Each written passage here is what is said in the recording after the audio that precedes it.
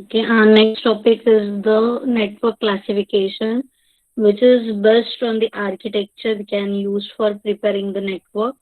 First one is a peer-to-peer network, and next one is a client-server network. So this relationship between each PC or the device on which the network, which the other in terms of we have to control will be or depends on. So choice of the network type.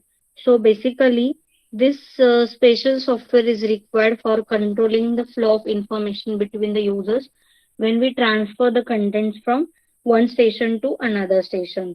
So the network operating system is installed on each computer, which is depending on the type of network. So this is monitors the traffic flow or the data exchange or the flow of the files to the particular number of n number of system which is connected in the network. So the network operating system which are different for the peer-to-peer and client server, which is depends on which system we have to refer for or which type of network we have to refer for connecting the or preparing the network. So peer-to-peer network is a analog to or the particular company that uses for the decentralized management. Means if we do not want to operate the particular n number of system with the help of one system, so this is the decentralized. Means there is a no central or there is a no single system through which we have to operate the n number of systems. So where we use the decentralized management, at that situation we can refer the peer-to-peer network. And if we want to require the centralized management system, then we have to go with the client server. This is the basic concept of peer-to-peer and client server. Peer-to-peer do not having the centralized management, and client server having the centralized management. So first we have to discuss or study the peer-to-peer network. Basically, the peer-to-peer network, someone or something that has to be the same role, means every system operate or every system performs the same role or object or the particular security aspect. It maintain its own risk or it maintain its own functions. So the content of the computer network, the peer are the computer or the particular equal capability computers or the workstation. So the particular diagram shows the structure of the peer-to-peer, in which this type of network, each computer is responsible for making its own resource available to the another computer in the given network. So every computer or the each computer is responsible for setting up and maintaining its own security aspects for its resources. So every computer is individually secured, which is depends on the particular parameter of the security which is maintained by its own. So the also each computer is responsible for accessing the requirements or the n number of resources from the peer-to-peer relationship. So the peer-to-peer network is useful for the small network which containing the less than 10 computers or the 10 workstation. So because it having the cabling cost is high if we go for the large network, because every computer is connected with another with the help of their individual link or individual channel is prepared. So the peer-to-peer network does not have the centralized control system, because every system take its own backup or take its own responsibility for the content sharing. So there is a no server. Every workstation or every peer is work as a client and server also. So he can access the data or he can send the data to the n number of computers in a given network.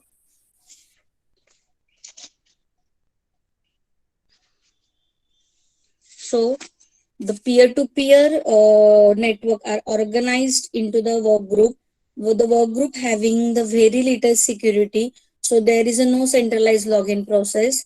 Every computer can easily log in with their own password. If the user have login into the one peer on the network, he can use any resources on the network that are not be controlled by a specific password. Means we can easy, if there is no password for the number of resources, so everyone can access it very easily without any authentication. So the access to individual resource can be a control if the user who started the sharing installs and password to that access. For example, if peer 1 is having number of n resource, but it secured, it gives the accessing right to that particular resource, only that time the number of system requires the password for accessing them. But if the resource do not having any security aspect or the any password, so any number of computer can access that particular resource. So there is a no centralized security is there in the peer-to-peer connection. So this eliminates the need of the expensive server. So the cost of peer-to-peer is less than as compared to client server.